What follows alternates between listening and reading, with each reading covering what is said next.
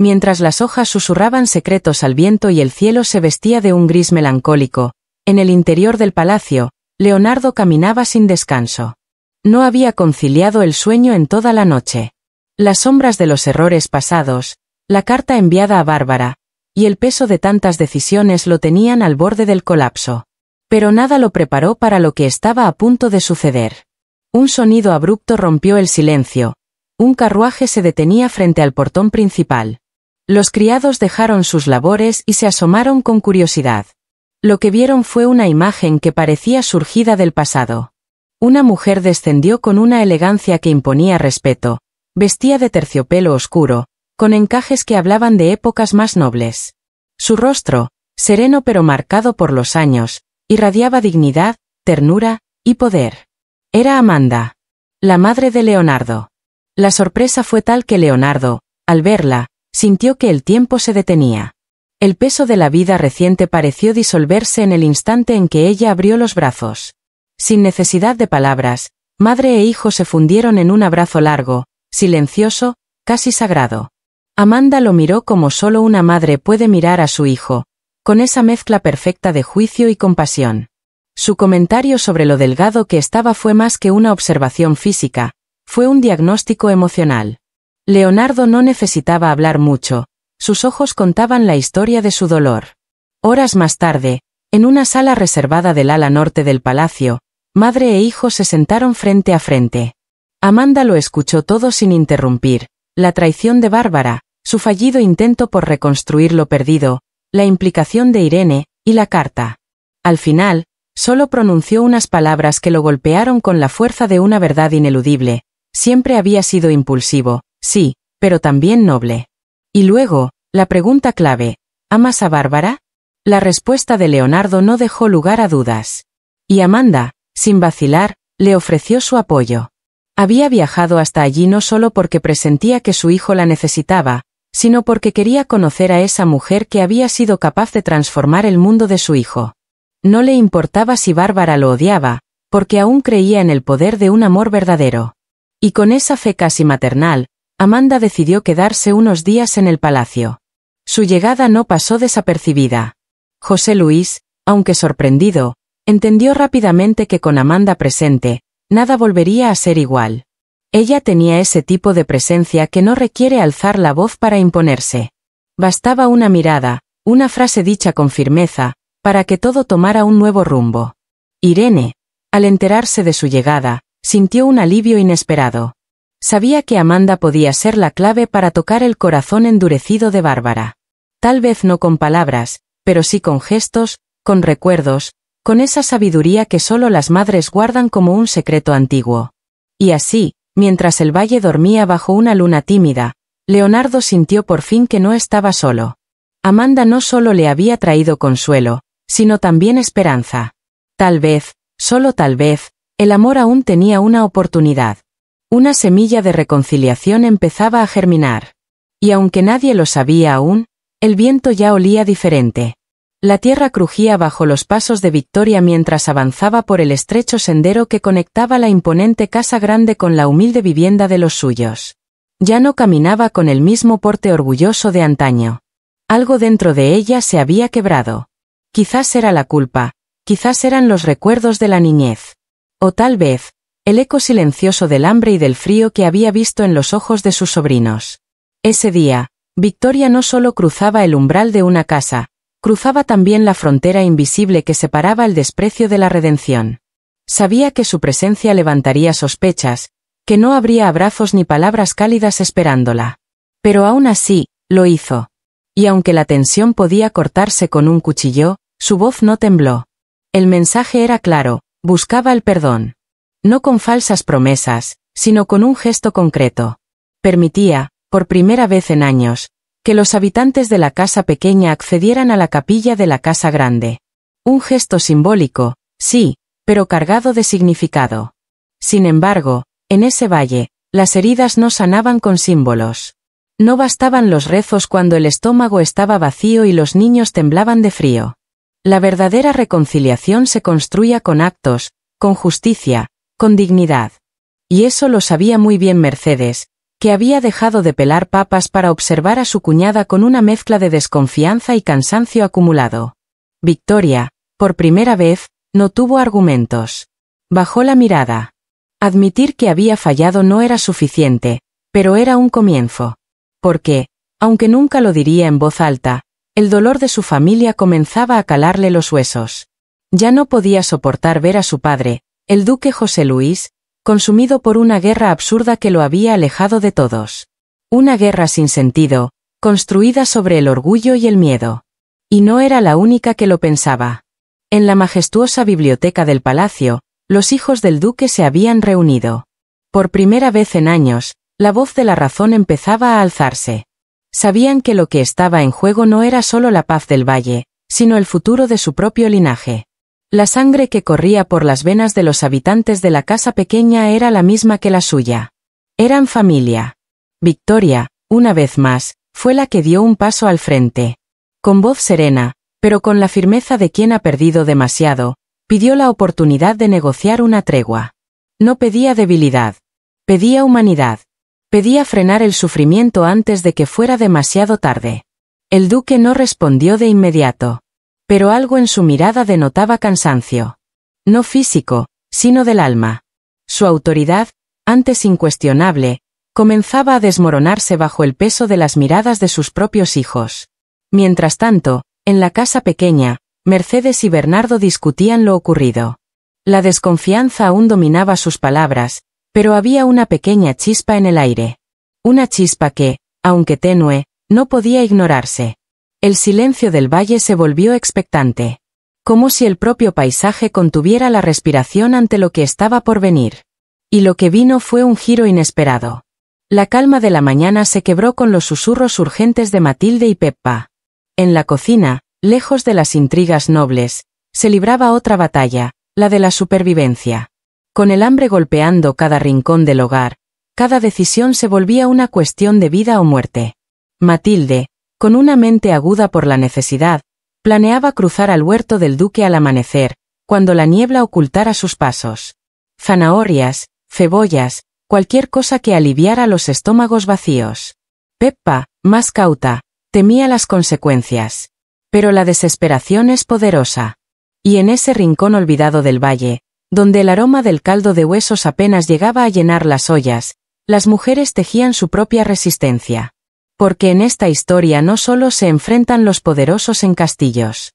También luchan las manos callosas que siembran la tierra, las madres que alimentan con lo poco que tienen, los niños que aún sueñan con un mañana diferente. Y mientras unos piensan en pactos de tregua, otros arriesgan su vida por una zanahoria. El drama apenas comienza. Y en este valle, donde la historia la escriben tanto los duques como los hambrientos, el próximo amanecer puede cambiarlo todo. Mientras la calma reinaba en la cocina, un instante bastó para convertir la tranquilidad en tensión. Evaristo, el pequeño de la casa, dormía profundamente en su cunita, como un ángel rodeado de murmullos de cariño. Cada suave balbuceo suyo envolvía el ambiente con una dulzura imposible de ignorar, hasta que algo cambió. Un sonido diferente, una vibración casi imperceptible pero inconfundible, alertó a Matilde. Giró la cabeza con un presentimiento helado, y lo que vio la dejó sin aliento. Un hombre desconocido, de mirada serena pero penetrante, sostenía al bebé entre sus brazos como si lo hubiese esperado toda una vida. No había rastro de violencia en sus gestos, solo una ternura que desarmaba, que confundía. La escena desató un torbellino de incertidumbre. ¿Cómo había entrado? ¿Quién era? ¿Qué quería con Evaristo? Aunque las mujeres intentaron enfrentarlo, el hombre no ofreció resistencia. Dejó al niño con cuidado, elevó las manos y pronunció apenas unas palabras. Luego desapareció como un fantasma entre sombras, dejando tras de sí solo el murmullo del viento y el crujir de las hojas bajo los cascos de caballos lejanos. Lo único que quedó fue el estremecimiento. El corazón en la garganta. La pregunta sin respuesta. Evaristo, ajeno a todo, volvió a cerrar sus ojos como si el destino no acabara de rozarlo. Pero algo en su expresión parecía distinto. Como si el alma de aquel hombre lo hubiese tocado con un hilo invisible. Matilde y Peppa, aún desconcertadas, compartieron miradas cargadas de sospecha y presentimientos. ¿Podría ser un hermano perdido? ¿Un antiguo enemigo con un nuevo rostro? ¿O algo aún más perturbador? Las especulaciones no tardaron en propagarse como pólvora por toda la casa pequeña. Cada rincón se convirtió en un nido de teorías. Luisa, Mercedes, Bernardo, todos tenían una versión distinta del extraño. Pero lo único cierto era que la seguridad del lugar se había quebrado, y junto a ella, la frágil sensación de paz que tantos años habían intentado preservar. La furia de Bernardo estalló como un trueno. El hecho de que alguien pudiera irrumpir de esa manera lo desquició. Golpeó la mesa con rabia, exigió respuestas y acusó a todos de negligencia. Pero ni siquiera él, con su carácter férreo, pudo ignorar el escalofrío que provocaba imaginar a un hombre misterioso tomando en brazos a un niño indefenso, sin que nadie pudiera detenerlo. Y aún así, en medio del miedo y la confusión, Peppa sintió algo imposible de explicar. La mirada de aquel hombre no le era del todo ajena. Había en ella un calor que no pertenecía a un intruso cualquiera.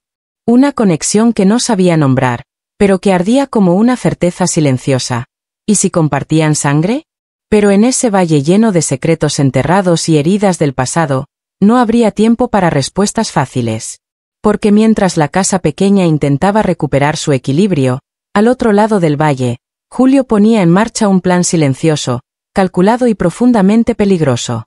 El descubrimiento de que Úrsula chantajeaba a Rafael con el secreto de su romance prohibido con Adriana había detonado una alarma. Y aunque Julio aseguraba moverse para proteger a los suyos, en el fondo, buscaba resguardar algo mucho más oscuro: su nombre, su posición, su legado. La tensión podía cortarse con un cuchillo. Él avanzó con paso firme por los largos corredores del palacio, como un guerrero que sabe que no hay vuelta atrás. Al fondo, Úrsula lo esperaba. Sentada con la elegancia fría de una reina en su trono, tomaba té como si el mundo no estuviera a punto de estallar en pedazos. Pero bajo esa fachada serena, hervía un mar de nervios. Sabía que Julio no venía a conversar. Venía a poner fin a su juego más peligroso. Y así fue. Frente a frente, sin rodeos, Julio desenmascaró el chantaje. Úrsula, aunque intentó fingir indiferencia, no pudo evitar el brillo de alarma en sus ojos. Sabía que ese momento llegaría, pero no esperaba que él tuviera el coraje de enfrentarse cara a cara. Julio no pedía explicaciones. Exigía consecuencias. Advirtió que si Úrsula osaba revelar la relación secreta entre Rafael y Adriana, lo perdería todo. No solo a Rafael, sino el respeto que aún le quedaba y el frágil poder que tanto le costó construir. Por primera vez en mucho tiempo, Úrsula titubeó. Y ese titubeo fue suficiente para que Julio entendiera que su golpe había sido certero. Salió del salón dejando atrás el aroma amargo del té y la amenaza suspendida en el aire. Sabía que no había ganado la guerra, pero sí una batalla crucial. Más tarde, en la biblioteca, el clima era otro. Julio compartió con Rafael todo lo ocurrido. Rafael lo escuchó con atención, pero con cierto recelo. Agradecía el gesto, aunque no podía evitar sentirse incómodo. Era su cuñado quien había intervenido para proteger su secreto, el mismo que compartía con la mujer de ese mismo hombre. La ironía era brutal. Aún así, ambos coincidieron en lo esencial: Úrsula no se detendría. Si ese chantaje ya no servía, buscaría otro. Pero al menos por ahora, habían ganado algo invaluable: tiempo. La tensión dentro del palacio seguía creciendo. Como una telaraña invisible, cada hilo era un secreto, cada nudo un miedo a punto de romperse. Úrsula, apodada por muchos como la tarántula en susurros temerosos, aún tenía cartas ocultas. Y Julio lo sabía. Su salida del salón fue un acto de poder, pero también de temor. El equilibrio era tan delicado que cualquier movimiento en falso podría destruirlo todo. Y mientras tanto, en otra parte de la ciudad, otro drama se gestaba silenciosamente. En la casa de Madeo, el ambiente se tornaba cada vez más frío. Desde hacía semanas, algo había cambiado entre él e Isabel. Una distancia que no podía explicarse con palabras ni con excusas. La cocinera, siempre diligente, ahora evitaba su mirada. Algo le ocultaba, y él lo sabía. Una tarde cualquiera, que no prometía más que el sopor del tedio cotidiano, se convirtió en el escenario de una confrontación esperada. Con Francisco a su lado, Madeo encaró a su hermana Eva. Ya no había espacio para silencios ni medias verdades. Estaban hartos. Eva intentó esquivar el momento con una sonrisa vacía, pero el rostro endurecido de su hermano se lo impedía. Era evidente que Isabel había dicho o hecho algo. Algo lo suficientemente grave como para dividir un hogar y sembrar la duda en el corazón de quien siempre la defendió. Esa tarde, las paredes de la casa se impregnaron de una tensión nueva. La verdad aún no había salido a la luz, pero ya se sentía su peso, como una tormenta en el horizonte. Y lo que estaba por venir, tanto en el palacio como en la casa de Madeo, cambiaría para siempre el destino de todos. Francisco no podía contener más la frustración. Había visto a su padre marchitarse lentamente desde aquella conversación maldita. Isabel ya no volvía. Su ausencia era como un eco constante que se colaba entre las paredes del hogar. Y Francisco lo sabía, algo se había roto, y no por decisión de Isabel, sino por palabras ajenas. Eva, la hermana de Madeo, permanecía callada. Sus brazos cruzados eran un escudo torpe ante las miradas inquisitivas de padre e hijo. Pero esa armadura emocional pronto se desplomó ante la verdad que no podía seguir escondiendo. Lo confesó. Había intervenido. Había hablado con Isabel. Le sembró dudas. Le habló de errores pasados, de cicatrices aún frescas, de demonios que tal vez ya ni existían, todo con la excusa de protegerla. Pero esa protección fue, en realidad, una condena. Una traición silenciosa. Las palabras fueron puñales para Madeo. El dolor no se gritaba, se veía en sus ojos, en su voz quebrada, en su paso vacilante hacia la soledad. Le habían arrebatado la única posibilidad de recomenzar. De vivir sin culpa. De amar sin cadenas. Eva intentó defenderse, pero todo lo que salía de su boca sonaba vacío. Ella no había evitado una tragedia. La había provocado. Y aunque su intención no había sido dañar, el daño estaba hecho. El silencio que siguió fue aún más cruel que cualquier grito. No solo había perdido el respeto de su hermano, sino su confianza. Francisco, con la firmeza de quien ya no es un niño, le exigió una acción. Una reparación. Que se enfrentara a las consecuencias. Que fuera con Isabel y contara la verdad. Que dejara de decidir por los demás y permitiera que Isabel tuviera el derecho de elegir su propio destino. Esa misma noche, Eva se preparó para caminar por el sendero más difícil. El del arrepentimiento. Sabía que quizás ya era tarde. Que tal vez Isabel no la escucharía. Pero tenía que intentarlo. Era lo mínimo que podía hacer. Mientras tanto, Madeo se encerró en su habitación. Entre sombras y recuerdos, sacó una vieja fotografía. Allí estaban él e Isabel, abrazados, sonriendo bajo un cielo azul que parecía no volver nunca más. Apretó los labios con fuerza y susurró al vacío una plegaria silenciosa, un deseo de redención que no sabía si llegaría a tiempo. Pero lejos de allí, otra historia paralela buscaba cerrar sus propias heridas. En un rincón olvidado del valle, donde el viento acariciaba los campos con una dulzura nostálgica, Irene y Leonardo se enfrentaban también a sus fantasmas. En la habitación modesta que compartían, preparaban una carta. No una cualquiera, sino una confesión. Una puerta abierta a la redención. Querían escribirle a Bárbara. No para justificarse, sino para explicarle. Para decirle la verdad que tanto habían callado. Porque aunque no esperaban su perdón, sentían que ella merecía al menos saber lo que realmente había ocurrido. Irene lo tenía claro. No podían dejar que el tiempo cerrara heridas mal curadas. Leonardo, en cambio, dudaba. Estaba atrapado entre la culpa y el deseo de desaparecer. Pero en lo más profundo, sabía que Irene tenía razón. Porque en este universo de pasiones cruzadas, de errores humanos y decisiones tomadas entre lágrimas, el perdón es un lujo, pero la verdad es una deuda. Y esa noche, mientras las palabras aún no escritas temblaban sobre el papel, tres almas intentaban, desde lugares distintos, reparar lo irremediable. A veces, el mayor acto de valentía no es amar, sino reconocer el daño que se ha hecho en nombre del amor. Había una parte de ella que quería esconderse, que deseaba no haber cometido errores. Pero otra, más valiente, entendía que el silencio no era solución.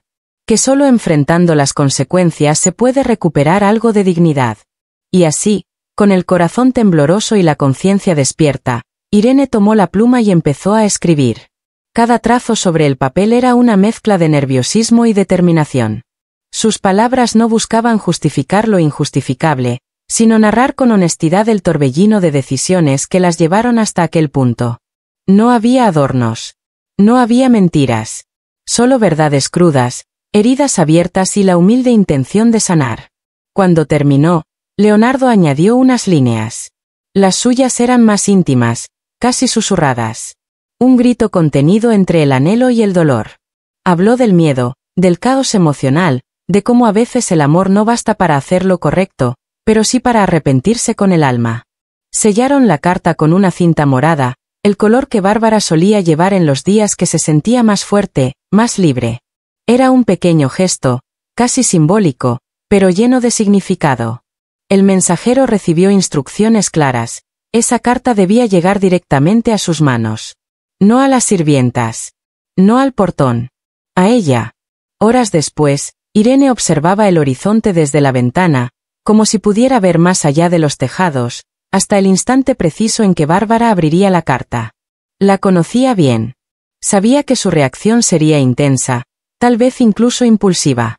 Pero lo que no podía adivinar era si el amor aún latía por debajo del orgullo. La incertidumbre dolía. Porque esa carta no solo contenía palabras. Contenía un puente. Un primer intento de reconstrucción. Tal vez sería destruido. Tal vez nunca habría respuesta. Pero era el primer ladrillo puesto con fe. Mientras tanto, el silencio se volvía insoportable. Cada minuto sin noticias era un eco ensordecedor que rebotaba entre los muros de la casa. Irene sabía que aquel acto lo cambiaría todo. Si Bárbara decidía leer, quizás habría una puerta entreabierta. Si no, la cerraría para siempre. Y con ella, la última esperanza. Pero lejos de allí, en el corazón del palacio, se preparaba otro acto de valentía. Victoria, firme como un faro en medio de la niebla, reunió a los hijos del duque. El gran salón, iluminado por la luz tenue del atardecer, parecía un escenario antiguo donde pronto estallaría una verdad contenida por demasiado tiempo. Ella no podía seguir fingiendo que nada ocurría. No cuando sabía que en la casa pequeña, sus primos sobrevivían entre el hambre, el frío y el abandono. Su decisión era clara. Alguien debía hablar con el duque. Alguien debía enfrentar al patriarca antes de que la indiferencia se convirtiera en castigo irreversible. Julio la escuchó en silencio. Sabía que aquella propuesta no solo era valiente, era urgente. Él mismo había comenzado a ver fisuras en la autoridad de José Luis. Un hombre que se volvía cada vez más inalcanzable, más aislado, más atrapado en su idea enfermiza del control. Aunque sabía que su voz ya no tenía tanto peso como antes, asumió la responsabilidad. Dijo que hablaría con su padre, que sería él quien llevara la verdad a sus oídos, aunque eso significara ser desheredado. Y así, al amanecer siguiente, ambos hermanos caminaron juntos hacia el despacho. Cada paso retumbaba como un acto de rebeldía. El duque los esperaba, de pie junto a la chimenea, con ese porte rígido que imponía incluso en el silencio. No preguntó por cortesías. Solo se cruzó de brazos y dejó que el juicio comenzara. Julio habló. Con voz firme.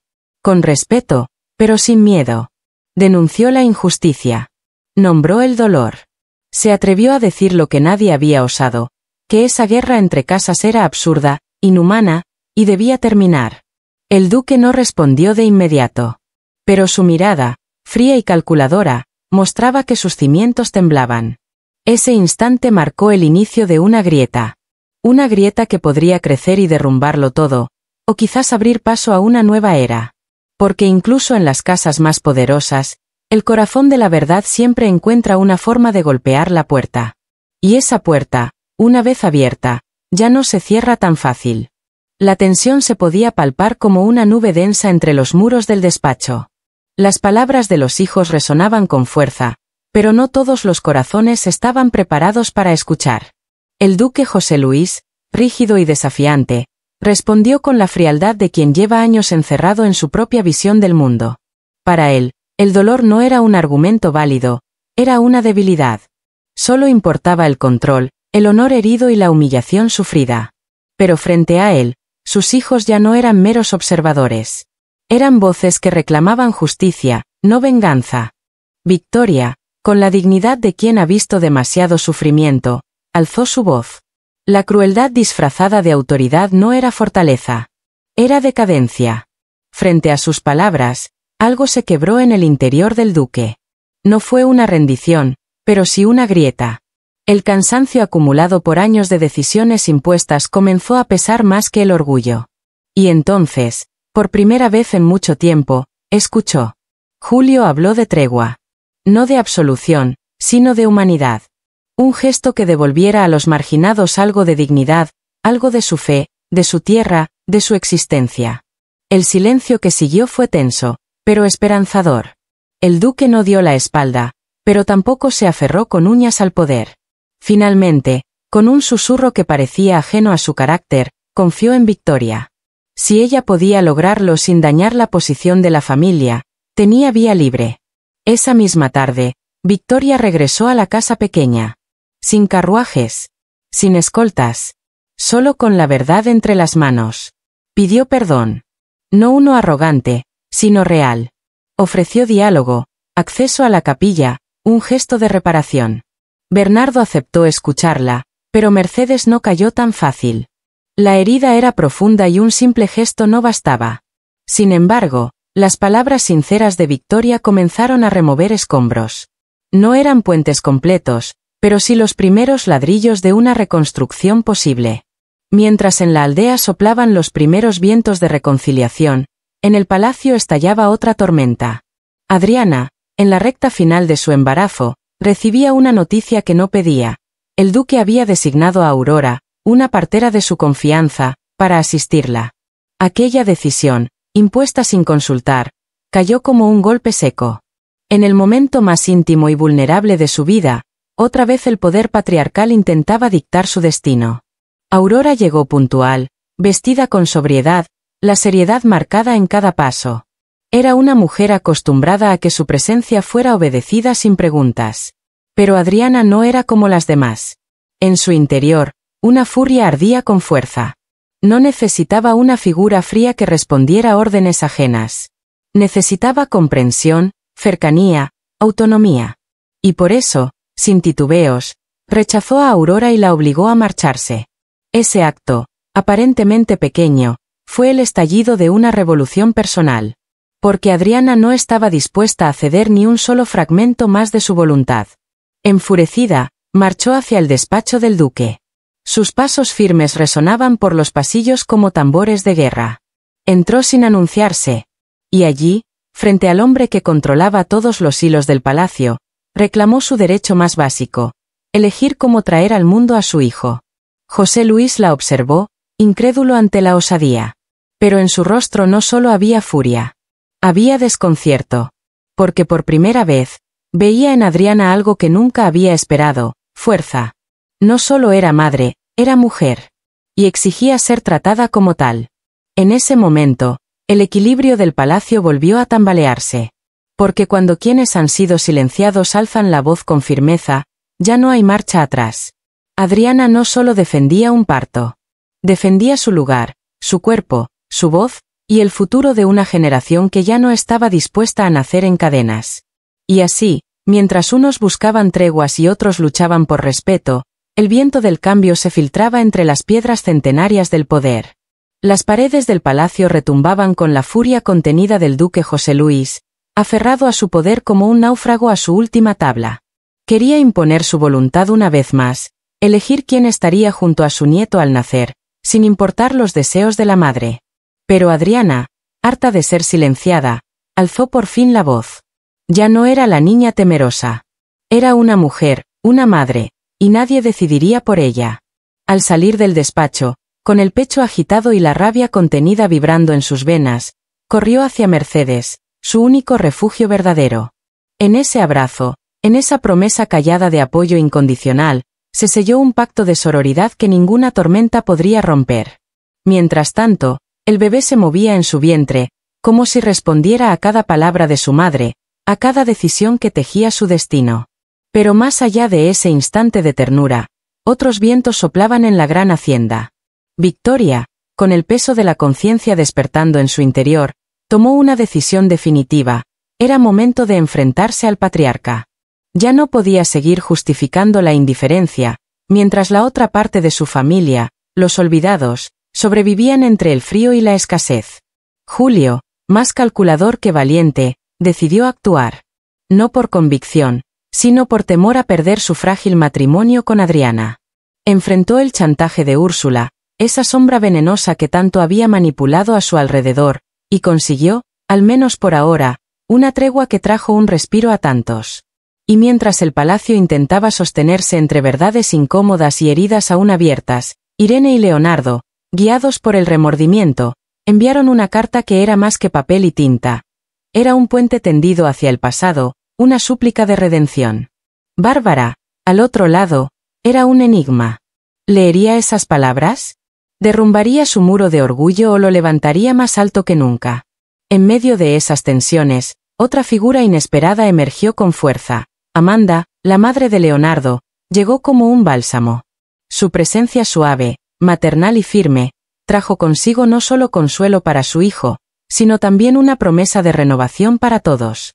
Ella no gritaba ni exigía.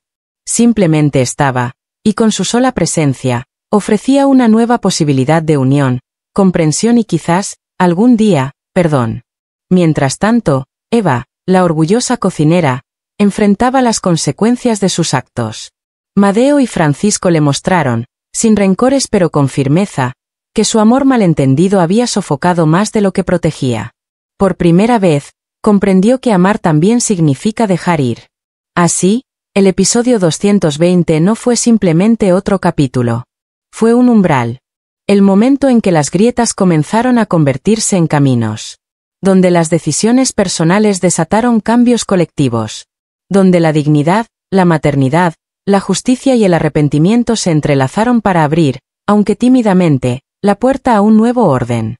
El Valle Salvaje, ese lugar de pasiones desbordadas y odios enquistados, empezaba a transformarse.